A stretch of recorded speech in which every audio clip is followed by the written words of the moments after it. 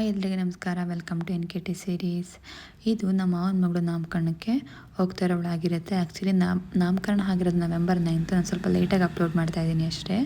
ನಾನು ಕಿರಣ್ ಪಾಪು ಫಸ್ಟು ಹೊರಟು ಅಮ್ಮ ಮನೆಗೆ ಹೋಗಿ ಅಮ್ಮನ ಕರ್ಕೊಂಡು ಈಗ ಅಜ್ಜಿ ಊರಿಗೆ ಬಂದಿದ್ದೀವಿ. ನಾವು ಬಂದಿರೋದು ಗೌರಿಪುರಕ್ಕೆ. ಇವಳದೇ ನೋಡಿ ನಾಮಕರಣ ಇರೋದು. ಆಂಟಿದಿರೆಲ್ಲ ಮುಂಚೆನೇ ಬಂದಿದ್ದರು. ಅಜ್ಜಿನೂ ಕೂಡ ಎಲ್ಲ ಬಂದು ಕೂತ್ಕೊಂಡು ಮಾತಾಡ್ತಾಯಿದ್ರು. ಪಲ್ಲು ಮತ್ತು ಶಮಂತ್ರಣ್ಣನೂ ಕೂಡ ಹೀಗೆ ಬಂದರು.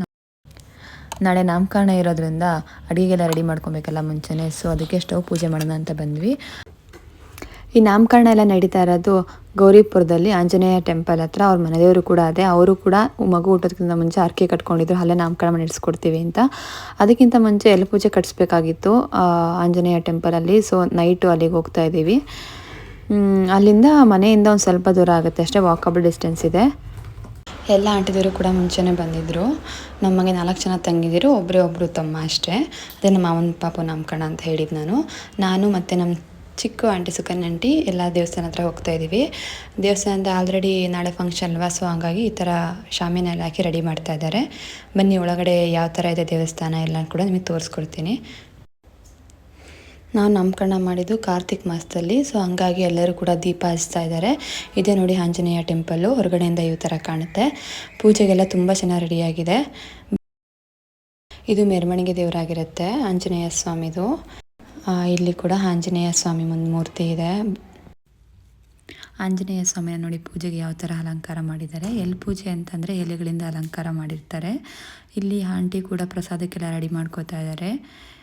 ಕಡಲೆಕಾಯಿ ಉಸ್ಲಿ ಮತ್ತು ಹೆಸರು ಕಾಳು ಪಲ್ಯ ಮಾಡಿರ್ತಾರೆ ಪ್ರಸಾದಕ್ಕೋಸ್ಕರ. ನಮ್ಮ ತನ್ವಿ ಅಂತೂ ಜನಗಳು ನೋಡಿ ತುಂಬ ಎಕ್ಸೈಟ್ ಆಗಿಬಿಟ್ಟಿದ್ದ. ನೋಡಿ ಹೇಮಂತ, ಜಯ ಮತ್ತು ಪಲ್ಲು ಎಲ್ಲರ ಜೊತೆ ಕೂತ್ಕೊಂಡು ಆಟ ಆಡ್ತಾ ಇದ್ದಾನೆ.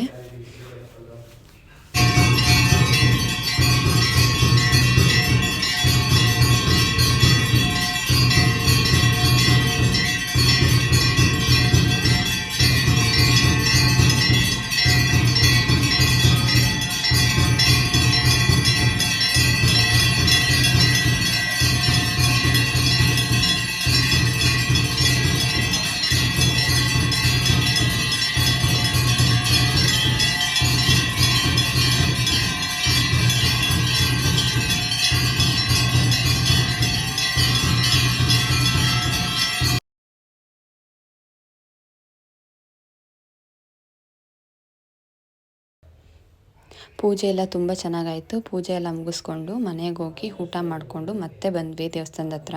ಯಾಕಂದರೆ ನಾಳೆ ಫಂಕ್ಷನ್ ಇರೋದ್ರಿಂದ ಇಲ್ಲಿ ಖಾರ ಬೂಂದಿ, ಸ್ವೀಟು ಎಲ್ಲ ಪ್ಯಾಕ್ ಮಾಡ್ತಿದ್ರು ಮತ್ತು ಮಡ್ಲಕ್ಕಿ ಕೊಡೋಕ್ಕೆಲ್ಲ ಪ್ಯಾಕ್ ಮಾಡ್ತಾಯಿದ್ರು.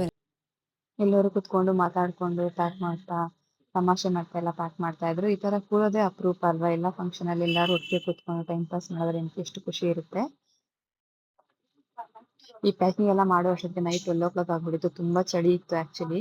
ನಮ್ಮ ಪಾಪುನು ಕೂಡ ಬರೋಕ್ಕೆ ರೆಡಿ ಇಲ್ಲ, ಅಲ್ಲೇ ಕೂತ್ಕೊಂಡು ಎಲ್ಲರ ಹತ್ರನೂ ಮಾತಾಡ್ಕೊಂಡು ಆಟ ಆಡ್ಕೊಂಡು ಎಂಜಾಯ್ ಮಾಡ್ತಾ ಇದ್ದ. ಪ್ಯಾಕಿಂಗ್ ಎಲ್ಲ ಮುಗಿಸಿ ನಾವು ಹೋಗಿ ಮಲ್ಕೊಂಡ್ವಿ.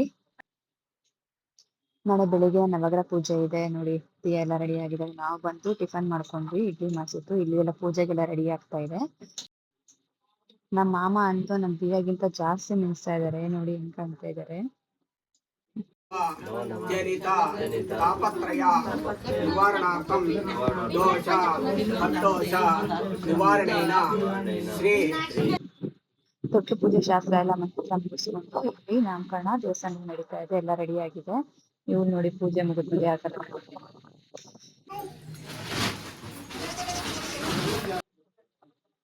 ನಾಮಕರಣ ಕೂಡ ಎಲ್ಲ ಬಂದಿದ್ರು. ಅವಳ ಬರ್ಡೇ ಕೂಡ November 13th ಇದರಿಂದ ಅಲ್ಲೇ ಕೇಕ್ ಕೂಡ ಕಟ್ ಮಾಡಿಸಿದ್ವಿ. ಅವಳಿಗೆ ದಿಯಾ ಅಂತ ಹೆಸರಿದ್ವಿ. ಅವಳು ಆಲ್ರೆಡಿ ಕ್ಲಿಪ್ಪಿಂಗ್ ನಾನು ಯೂಟ್ಯೂಬ್ ಶಾರ್ಟ್ ಅಲ್ಲಿ ಅಪ್ಲೋಡ್ ಮಾಡಿದ್ದೀನಿ. ಯಾರೆಲ್ಲ ನೋಡಿಲ್ಲ ಅವ್ರು ನೋಡ್ಕೊಂಡು ಬನ್ನಿ. ಫಂಕ್ಷನ್ ಎಲ್ಲ ಮುಗಿಸಿ ಮನೆಗೆ ಬಂದು ಸ್ವಲ್ಪ ಟೈಮ್ ಸ್ಪೆಂಡ್ ಮಾಡಿ ನಾವು ಕೂಡ ಬ್ಯಾಂಗ್ಳೂರ್ಗೆ ಹೋಗ್ತೀವಿ. ಎಲ್ಲರಿಗೂ ಬಾಯ್ ಮಾಡ್ತಾ ಇದ್ದೀವಿ. ಹೋಪ್ ನಿಮಗೆ ವಿಡಿಯೋ ಇಷ್ಟ ಆಯ್ತು ಅನ್ಕೋತೀನಿ. Thank you for watching. Please supporting. Please subscribe ಮಾಡಿ ಯಾರೆಲ್ಲ ನನ್ನ ಚಾನಲ್ ಸಬ್ಸ್ಕ್ರೈಬ್ ಮಾಡಿಲ್ಲ.